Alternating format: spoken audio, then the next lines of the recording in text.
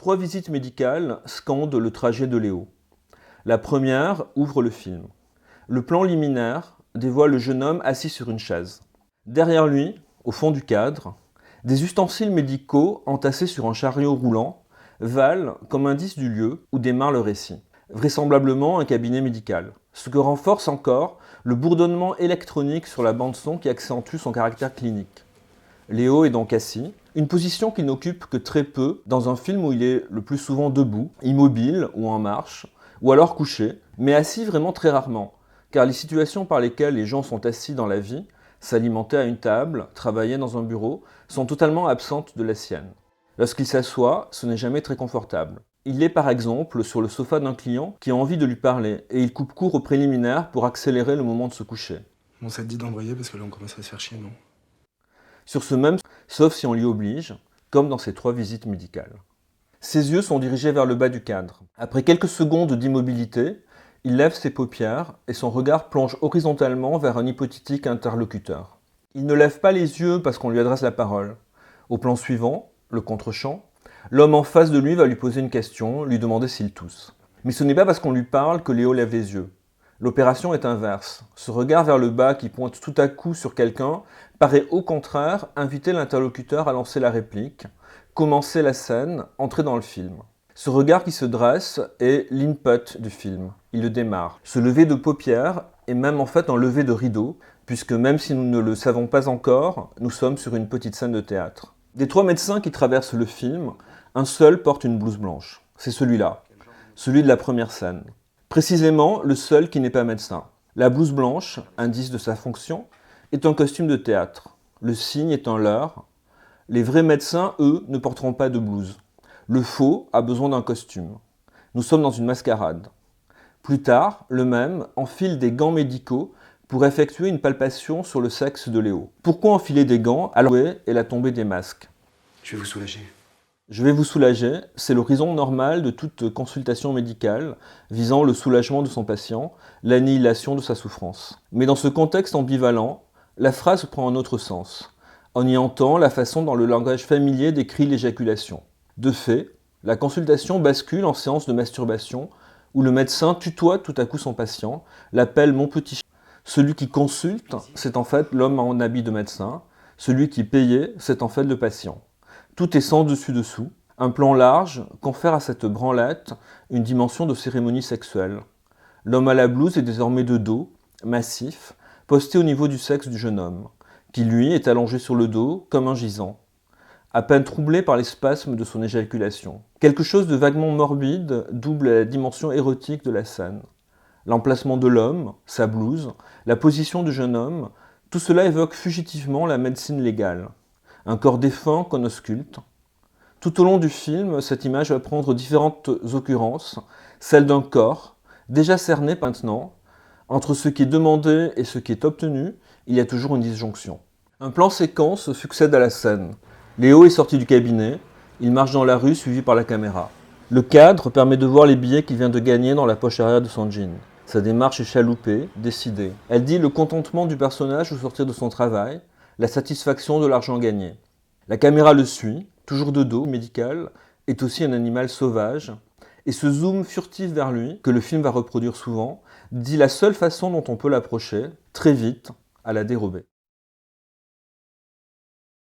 La deuxième scène de visite médicale intervient au cœur du film, au bout de 50 minutes. Elle est construite sur le même modèle que la première. D'abord une interrogation du patient, puis une auscultation. Cette fois, la figure du médecin est incarnée par une femme. C'est le seul personnage féminin de tout le film. C'est aussi la plus grande figure d'autorité.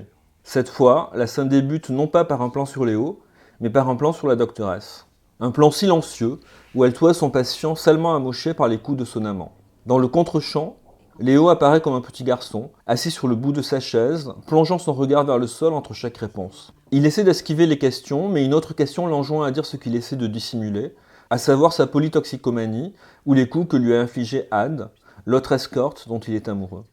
Le premier mouvement de un des partis pris les plus radicaux de Sauvage est de n'inventer aucune backstory à son personnage principal. Aucune information n'est délivrée sur le passé de Léo, son roman familial, ses origines sociales, son parcours biographique antérieur à l'instant où débute le récit. Léo est un personnage de pur présent, Il a choisi d'être en rupture et le film protège son choix, ne le pare d'aucun antécédent explicatif. Fictionnellement, il n'a pas de passé. Et par cette subtile ellipse, qui suit la question à laquelle ni lui ni le film ne veulent répondre, la mise en scène désigne un trou, un blackout, duquel probablement tout s'origine, mais sur lequel personne n'a de prise. À l'issue de ce moment de suspens, le dialogue reprend mais la mise en scène est modifiée. Les plans ne sont plus cadrés à mi-taille, mais très près des visages. La médecin envisage à ce personnage, comme cela est arrivé chez le faux médecin dont il attendait quand même des soins, comme cela est arrivé parfois avec ses clients, ou avec Had, à qui il demande de l'amour et qui ne lui offre que du rejet. Il attend de cette femme, la seule femme qu'il rencontre sur sa route, qu'elle le prenne dans ses bras comme une mère.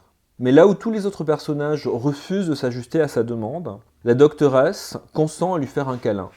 Sa main se pose sur son dos. Et c'est tout. Tout le personnage tient dans ce « c'est tout » interrogatif. Comme si prendre soin de lui n'était vraiment pas grand-chose, quelque chose auquel il n'avait jamais songé et lui paraissait sans objet. Comme si aussi ce que pouvait cette femme pour lui n'était pas assez. C'est tout et ce n'est pas assez. Comme si cette fois encore, aucune réponse ne pouvait être à la hauteur de la demande. La troisième visite médicale intervient 10 minutes avant la fin du film, achevant de rendre parfaitement cohérente et lisible sa distribution des 3 scènes aux 3 endroits stratégiques du récit, le début, le milieu, la fin. Cette dernière visite est aussi la plus courte. Comme pour la deuxième visite, c'est un plan du médecin qui ouvre la séquence. Seul le faux médecin de la première visite, comme un indice, n'avait pas le privilège du premier plan. Ce troisième médecin n'est pas un inconnu pour le jeune homme, comme l'indique immédiatement le tuteur. Les champs contre champs sont alertes, rapprochés.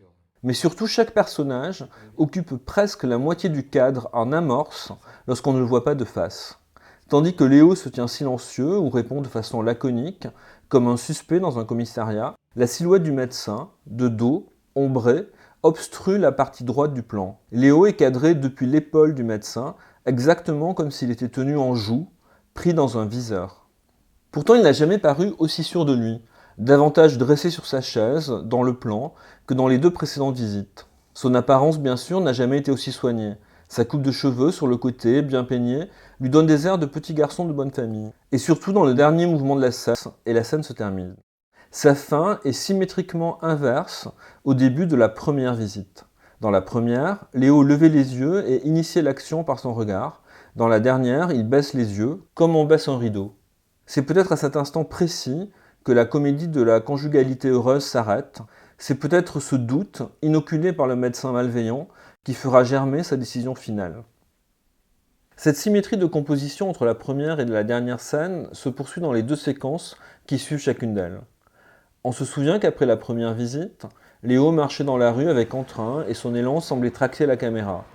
Ici, à nouveau, au sortir de la visite, Léo avance le mouvement du personnage, le mouvement de la caméra, la rotation de l'une organisée autour du corps de l'autre, comme entre un astre et un satellite. Quelque chose ici, au contraire, se désassemble, comme si Léo avait abandonné une partie de lui-même, était en train de se perdre, se retrouvait dissocié de son être après cette visite médicale proche du contrôle technique. Il est devenu lointain.